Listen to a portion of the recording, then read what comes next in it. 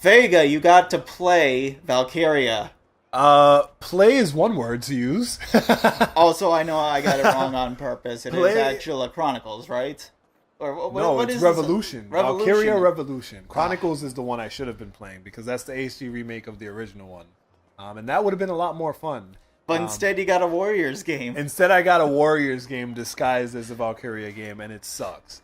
No, it doesn't actually suck. That's the thing. So, like, Valkyria Revolution was a really fantastic game. Like, I didn't finish it yet, but really great game. And the downside is the gameplay in the sense that if you go into it looking for Valkyria Chronicles, which is what I did, you're going to be super disappointed because it's not. It's actually very similar to like a Warriors game or like a hack and slash where the game itself has like enemies that you just kind of battle and you go through. And there are some tactical elements to it because you have special moves that you activate and like certain enemies have weaknesses to certain like elements or certain like attack types. So you have that strategy to take into play. But overall, it's just a hack and slash game. So that was kind of like the downside to it. The other downside is that because it's just a hack and slash game and because it's their first time making something of that caliber, it's not very good. Like when you put it up against other games in that genre. So it's not like Hyrule Warriors or No, like it's what not. are the other spin-offs? Hyrule Warriors, Gundam Warriors, Dragon Warriors, Dragon Age. Dragon Age. No, not Dragon Age. Damn. Dragon Quest. Dragon Quest Warriors. God, we One of my friends is gonna kill me for making that mistake. Big Dragon mistake. Quest Dragon Quest Warriors. What was called Dragon Quest Heroes, but Warriors type. Dragon games. Quest Warrior Heroes. They got the mashups. They got the Samurai Warriors, Sengoku Basara, Ken's Rage. All these great Warriors games. But now we have another. all those great Warriors games are made by the same company. They're made by Omega Force, and like they're part of the Tecmo Koei line. So they know what they're doing. All they're doing is reskinning the characters essentially. Like Link plays exactly like Liu Bei if you play that. It's kind of like how only From Software can get Dark Souls right, and when anyone else tries to do it, they botch it up completely. Screw right. it up. So that's essentially what happened. So Valkyria Revolution is really good. The one thing I can praise it for, and when I finish the review up, I'm gonna give it a solid 2 on this, is the story. Like the story is not only good, but it's well crafted. So there's story that you're playing through, there's story going on, there's lore, there's backstory. Like this is literally the most like fully fledged out story I've played in a video game in a long time. And I wasn't expecting it. I didn't think that it would be so jam-packed. And what's really interesting, and this is probably my favorite part of the whole game, is the story is being told through the eyes of a historian that is interviewing someone that lived through the story. That actually is a really good twist. Right. I would like that. It's dope. So you have a historian who's like studying history and trying to understand everything that's happened in the past, interviewing someone who lived through the past but wasn't a part of what was actively happening. They were just like a bystander essentially, but like a high level bystander. So she was like a priestess or something, but she wasn't actively engaged in the war that this story is covering.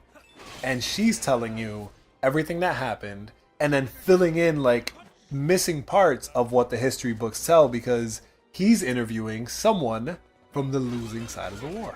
Oh man. Yeah. How could you imagine that? How could you be mad at that? That is a fantastic story. That is that gold star on that.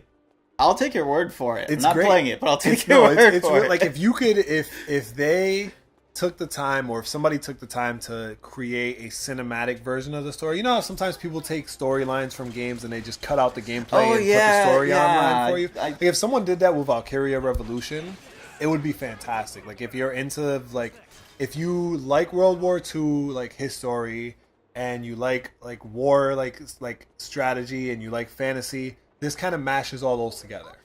Speaking of mashing, hey, button mashing. Is this a button masher? It's damn. Like, So do you feel like you just had to like, or is it? No. So it's button mashing in the sense that you have very limited attack buttons, but it's not button mashing because you have the active time battle bar where like you attack and then you can't attack anymore because your guy's tired or whatever, you know. So that makes it really interesting and really fun to play and really cool to do. That was really cool. How did it look?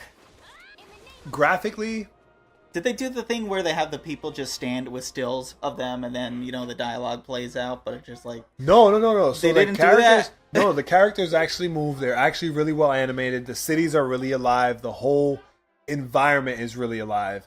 But it's looks very much like a PS3 game. Oh. It doesn't look like a PS4 game. It looks like something that was in active development before the PS4 was announced. No. Yeah. And then they were like, well, we're not putting that on PS3, and they moved it to PS4. Last Guardian syndrome. Very Last Guardian syndrome, except it wasn't announced, so it didn't have the same type of impact. You know what I mean? It was a little bit different.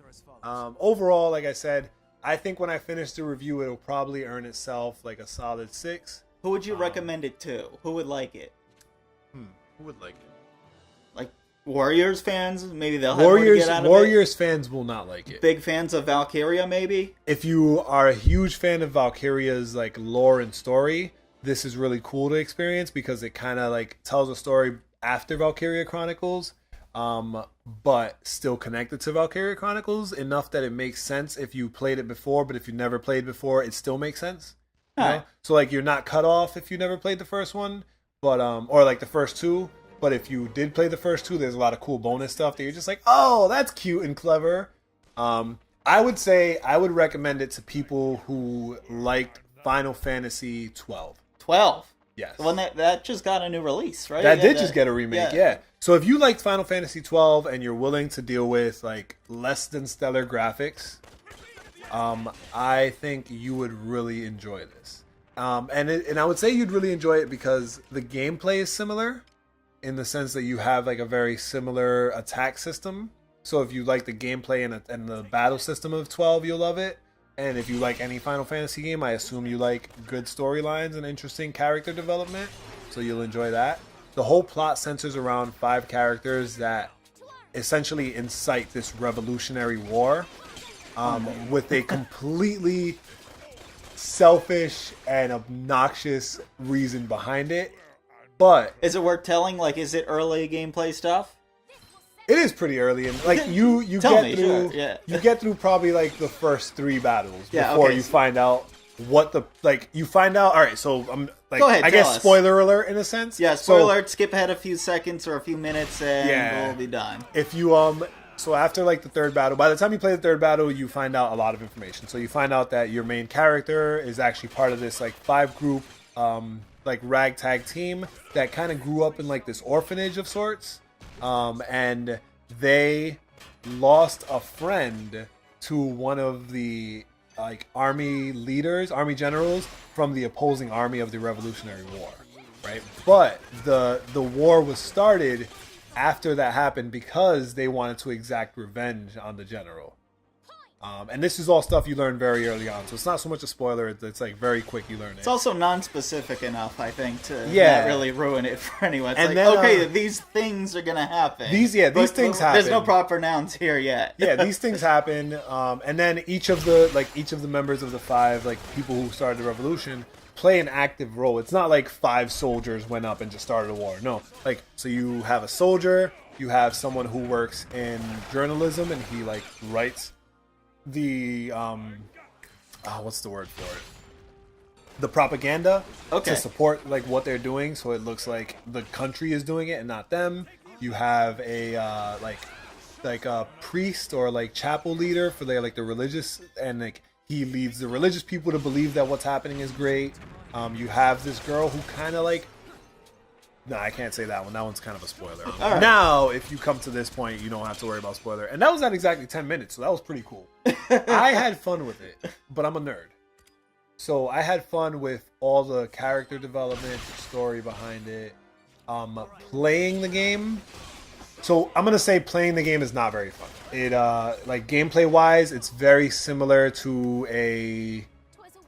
what do we call them? Not graphic novel, but a visual novel. A visual novel. It's very similar to a visual novel. That's why I was worried about the static characters with the text, because they do that in all the visual novels. Yeah, good to hear they don't do that. They don't do that. Everything is very cinematic in the sense that everything is moving and alive. What isn't cinematic, right? Right. But I did spend. I remember one particular day. I would say it was about a good hour and a half before I played, like in between gameplay, where it was all story, video, and stuff. Wow. Now, at the same time, I will say a lot of the story video that I saw was optional because it doesn't force you to do this stuff. It gives you the so when you're playing the game, it gives you time to cool off, I guess. Yeah, when you're playing the game, it comes to like a hub center, and in this hub center, or rather not hub center, but this hub of sorts, quotations, I'm doing air quotes for you can't see it. But at this hub, this is where you realize that you're actually reading like a history book and talking to someone and learning about the war through this path.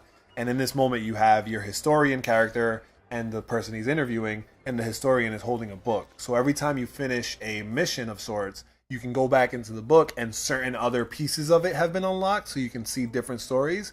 So that is where I spent about an hour and a half catching up on all the information that was added to it after I completed the mission. Wow.